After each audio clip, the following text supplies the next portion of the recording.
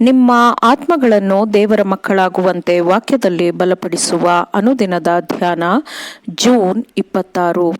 Ellen G white ರವರ sons and daughters of god ಎಂಬ ಪುಸ್ತಕದ 178ನೆಯ ಪುಟ. ಶೀರ್ಷಿಕೆ ನಿಜವಾದ ಸೌಂದರ್ಯ. ಈ ದಿನದ ಸತ್ಯವೇದದ ವಾಕ್ಯ: ನಮ್ಮ ದೇವರಾದ ಕರ್ತನ ರಮ್ಯತೆಯು ನಮ್ಮ ಮೇಲೆ ಇರಲಿ.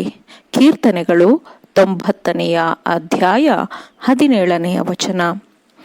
ಎಲ್ಲರಲ್ಲಿಯೂ ಪ್ರಾಯೋಗಿಕವಾಗಿ ಇರುವುದಕ್ಕಿಂತ ಹೆಚ್ಚಾಗಿ ಭಾವನಾತ್ಮಕವಾಗಿರಲು ಸಹಜವಾದ ಪ್ರವೃತ್ತಿ ಇರುತ್ತದೆ.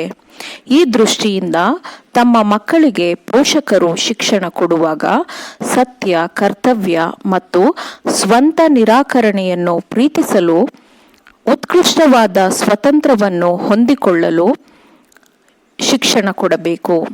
ಅನೇಕರು ತಪ್ಪಾಗಿ ನಡೆಯುವುದನ್ನು ಆಯ್ಕೆ ಮಾಡುವಾಗ ಸರಿಯಾದದ್ದನ್ನು ಆಯ್ಕೆ ಮಾಡಲು ಮಕ್ಕಳಿಗೆ ಶಿಕ್ಷಣ ಕೊಡಬೇಕು.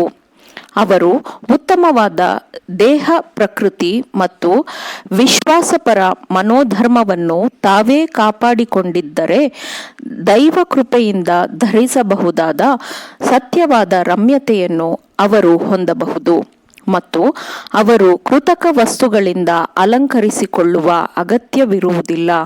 ಯಾಕೆಂದರೆ ಇವು, ಅಂದರೆ ಕೃತಕವಾದವುಗಳು, ಯಾವಾಗಲೂ ನಿಜವಾದ ನೈತಿಕ ಮೌಲ್ಯದ ಆಂತರಿಕ ಅಲಂಕಾರವು ಇಲ್ಲದಿರುವುದನ್ನು ವ್ಯಕ್ತಪಡಿಸುತ್ತದೆ.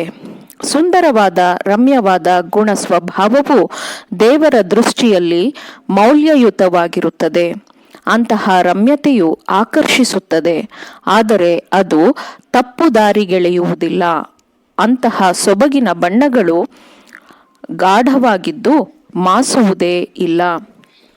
ಯೇಸು ಕ್ರಿಸ್ತನ ಧರ್ಮವು ಅದರ ಹಿಂಬಾಲಕರಿಂದ ಸಹಜ ಸುಂದರತೆಯ ಸರಳತೆಯನ್ನು ಬಯಸುತ್ತದೆ ಮತ್ತು ಉನ್ನತವಾದ ಪರಿಶುದ್ಧತೆ ಮತ್ತು ನೈಜ ನಾಜೂಕು ಸೂಕ್ಷ್ಮತೆಯನ್ನು ಬಯಸುತ್ತದೆ. ಅದು ಕೃತಕವಾದದ್ದನ್ನು, ತಪ್ಪಾದದ್ದನ್ನು ಬಯಸುವುದೇ ಇಲ್ಲ. ಎಂದಿಗೂ ನಾಶವಾಗದ ಈ ಜೀವನದಲ್ಲಿ ನಮ್ಮ ಸುತ್ತಲಿರುವ ಎಲ್ಲರ ಸಂತೋಷವನ್ನು ಉತ್ತೇಜಿಸುವ ಮತ್ತು ನಿತ್ಯ ಭವಿಷ್ಯದಲ್ಲಿ ಮಾಸದ ಹೊಳಪಿನಿಂದ ಹೊಳೆಯುವ ಒಂದೇ ಒಂದು ಆಭರಣವಿದೆ. ಅದು ಸೌಮ್ಯ ಮತ್ತು ದೀನ ಮನೋಭಾವದ ಅಲಂಕಾರವಾಗಿದೆ. ಕ್ರಿಸ್ತನ ಸೌಂದರ್ಯಕ್ಕೆ ಹೋಲಿಸಿದರೆ ಚಿನ್ನ ಅಥವಾ ಮುತ್ತುಗಳು ಅಥವಾ ಬೆಲೆ ಬಾಳುವ ಯಾವುದೇ ವಸ್ತುವಿನ ಬೆಲೆಯು ಎಷ್ಟು ಕಡಿಮೆಯಿದೆ ಅಲ್ಲವೇ?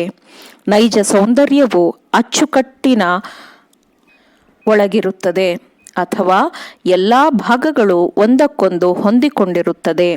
ಆದರೆ ಆತ್ಮಿಕವಾದ ರಮ್ಯತೆಯಲ್ಲಿ ಯೇಸುಕ್ರಿಸ್ತನೊಂದಿಗೆ ನಮ್ಮ ಆತ್ಮವು ಆತನ ಹೋಲಿಕೆಗೆ ತಕ್ಕಂತೆ ಹೊಂದಿಕೊಂಡಿರುತ್ತದೆ. ಆತ್ಮೀಕ ರಮ್ಯತೆಯನ್ನು ಹೊಂದಿಕೊಂಡಿರುವ ಮನುಷ್ಯನನ್ನು ಅದು ಅಪ್ಪಟ ಚಿನ್ನಕ್ಕಿಂತಲೂ, ಹೌದು, ಓಫೀರಿನ ಅಪರಂಜಿಗಿಂತಲೂ ಅಮೂಲ್ಯವಾಗಿಸುತ್ತದೆ. ಕ್ರಿಸ್ತನ ಕೃಪೆಯು ನಿಜವಾಗಿಯೂ ಅಮೂಲ್ಯವಾದ ಅಲಂಕಾರವಾಗಿದೆ. ಅದನ್ನು ಹೊಂದಿಕೊಂಡವರನ್ನು ಅದು ಉನ್ನತಪಡಿಸುತ್ತದೆ ಮತ್ತು ಉತ್ಕೃಷ್ಟಗೊಳಿಸುತ್ತದೆ ಮತ್ತು ಅದರ ಮಹಿಮೆಯ ಕಿರಣಗಳನ್ನು ಅದು ಇತರರ ಮೇಲೆ ಪ್ರತಿಫಲಿಸುತ್ತದೆ ಮತ್ತು ಇತರರನ್ನು ಸತ್ಯ ಬೆಳಕಿನ ಮತ್ತು ಆಶೀರ್ವಾದದ ಮೂಲದ ಕಡೆಗೆ ಅದು ಆಕರ್ಷಿಸುತ್ತದೆ. ಆಮೇನ್. ದೇವರ ವಾಕ್ಯಗಳನ್ನು ಶ್ರದ್ಧೆಯಿಂದ ಆಲಿಸುವವರು, ಪಾಲಿಸುವವರು ಆಗಬೇಕೆಂದು ನಿಮ್ಮನ್ನು ಉತ್ತೇಜಿಸುತ್ತೇನೆ. ಪರಿಶುದ್ಧಾತ್ಮನ ಸಹಾಯದಿಂದ ಆಲಿಸಿದ ನಿಮ್ಮೆಲ್ಲರಿಗೂ ಧನ್ಯವಾದಗಳು. ಮತ್ತೆ ದೈನಂದಿನ ಧ್ಯಾನಕ್ಕಾಗಿ ನಾಳೆ ಸಂಧಿಸೋಣ. ಆಮೇನ್.